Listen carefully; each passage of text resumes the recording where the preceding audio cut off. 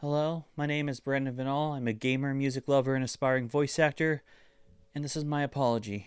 This year, today, October 31st, 2024, I do not have a costume.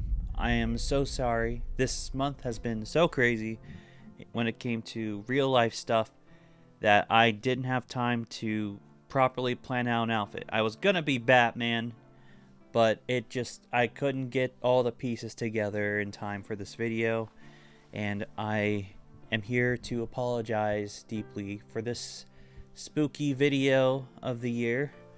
Will not be so spooky as it should have been, but alas, we must move forward. To make up for it, when I review the Dark Knight soundtrack, I will have a Batman outfit, and next year I will go extra hard on the Halloween outfit.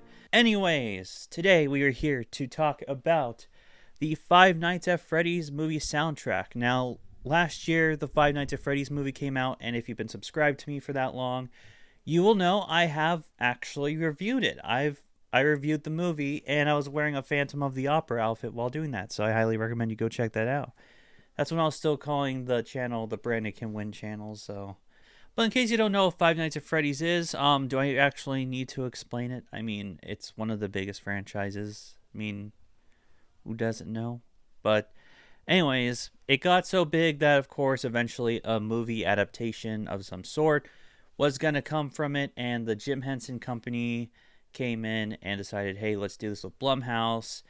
And yeah, well, Blumhouse hired the Jim Henson Company. You know what I mean. I talk about it in my review of the movie, so go check out the review of the movie. I'll have a link to it in the description down below. But yeah, naturally, about almost a year later, they announced on the website I Am 8-Bit that they're going to release the vinyl soundtrack and one of 4 different covers.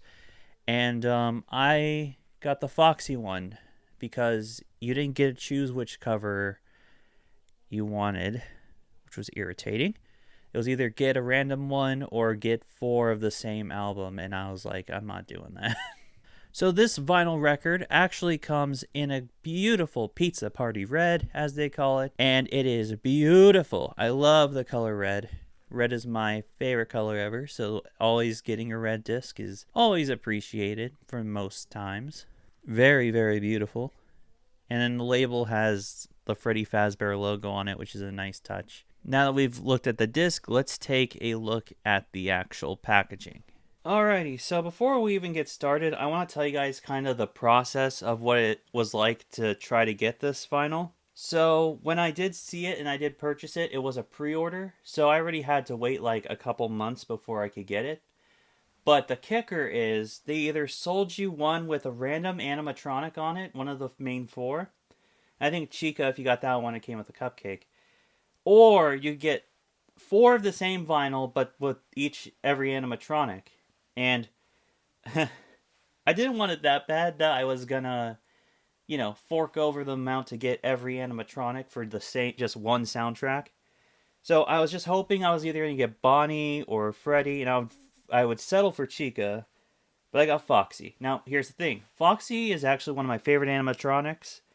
The problem is that, you see, it's the reason I actually still have this on. Usually I actually take these things off, these little side things that are here, because these do come off. Because Foxy doesn't take up too much room. He takes up like half the room. Bonnie takes up like this much. Freddy, I think it takes up kind of like roughly the same amount of room, but you see more of him because, he has a bigger head and stuff. So he fills up more of the space. And then Chica, I believe, even comes with the cupcake showing like down here or something. So I was very disappointed when I got the Foxy one. So if I ever like go to a vinyl store or something and I see the Bonnie one or the Freddy one or maybe even the Chica one, I'm probably gonna honestly fork over money to get that, and then I'll just bring this in to sell it. But it's still really cool. Don't get me wrong, especially if you're a Foxy fan, then you should enjoy this for sure. I really like how it's like just really dimly lit around, just to show like the outlines of the animatronic and stuff. And this eye, fun fact about the eye, allegedly It's supposed to glow in the dark. However, if you hear my sneezing in the background, that's my dad. The problem is, I tried turning off the light, and we'll do one last test before we um, wrap up this portion of the video. This eye doesn't glow in the dark like it says it does. And honestly, I didn't really want it to, because if I displayed it and it glue in the dark, I thought it'd be kind of weird, but it feels, you can feel different texture here, so it's meant to glow in the dark for sure. But yeah, it's a really cool front. On the back, we got the whole gang. Now this is like a cool picture of them all. That's my boy Bonnie right there. Foxy right there. Freddy there. Chica, and then it's kind of hidden, but you can see Cupcake there. Let me see if I can get this thing off real quick. We got the whole gang there. Got side 1, Five Nights at Freddy's. You know, all of the tracks on the album. It's only one disc. You got the I Am 8-Bit, the Blumhouse logo, the Universal logo, don't know what that is. And then the logo right there, music by the Newton Brothers, who are the composers for this soundtrack. Yo, like, I just realized how, like, fucking chill Foxy's looking right there. Yeah, oh god, Cupcake. Looking very menacingly. But, yeah, that's all cool. And then, looking here, we got the sleeve is a PVC sleeve, and you have Chica and the Cupcake there, and then Foxy there. I'm not sure if this is different for each edition, by the way, because that is just kind of random to have those two in particular. Then you got Mike right there on the back. All of just a bunch of mumbo jumbo, and then this is like a thank you from the Newton Brothers and stuff. So, yeah. I think this is a very cool record. Alright, so now that we have it with this, see what I mean when I have this part off? It's just a bunch of empty space there, and then the animatronic right there, which I guess in a way is kind of cool. But, like, I don't know. I really do feel like it's just missing so much. So we're going to do one last thing. I'm going to do one last test to see if this glows in the dark. I just didn't want to totally mess up the lighting. So let's turn off the light and see if it glows in the dark. And it does not. Alright, well, I'm not sure if I'm supposed to do something to it or what, but yeah, regardless, cool box art. Yeah, cool packaging altogether. I really just wish I had the Bonnie. Now, before we actually get into the music and all that, I forgot to point out something. I am wearing a Gengar shirt today. I'm wearing a Gengar shirt. So I was trying to do something for Halloween. Anyways, back on track. So the way I'm going to be talking about musical scores for movies is going to be way different than when I talk about musicals, because musicals, there's like lyrics to dissect and things to talk about. While with scores, it's a little bit different.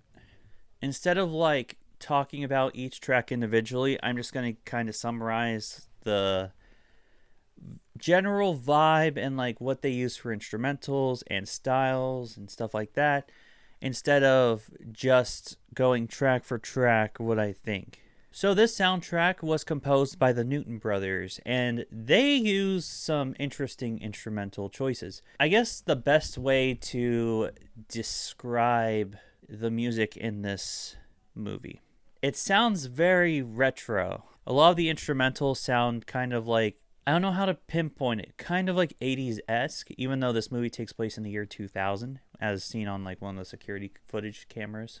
And they really throw in the video game stuff, especially on the title opening track called Five Nights at Freddy's, which is a banger. If you're thinking that the Living Tombstone Five Nights at Freddy's song is going to be on this, I'm disappointed to tell you it's not. And neither is Talking in Your Sleep, even though that plays a couple times during the movie. Overall, the Newton Brothers do a really good job at capturing the Five Nights at Freddy's vibe in a movie form. So basically, whatever music you think you were going to probably hear in this, you kind of did.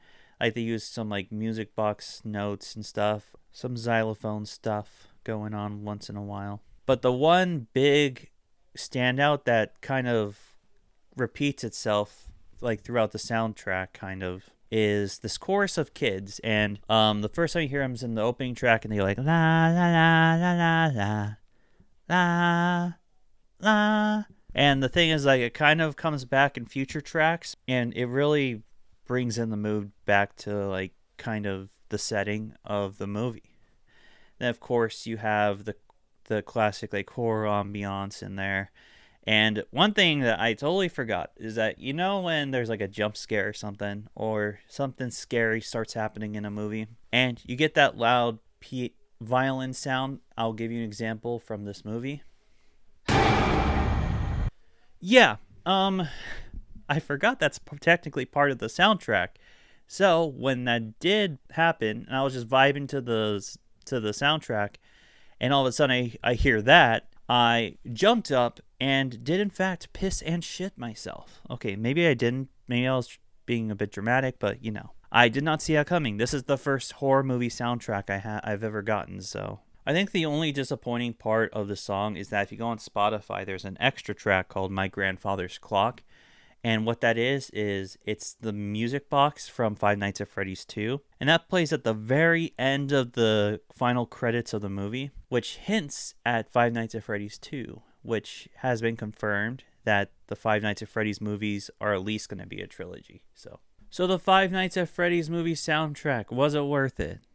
Honestly, when it came to the fact that I pre-ordered it and had to choose just chose a random one because I wasn't able to choose Bonnie like I wanted, no. But if you buy it right off the bat and you're able to choose which one you want, yes, absolutely. When it comes to like just the record itself, yeah, the music, the instrumentals that the Newton Brothers do, very interesting choices were made.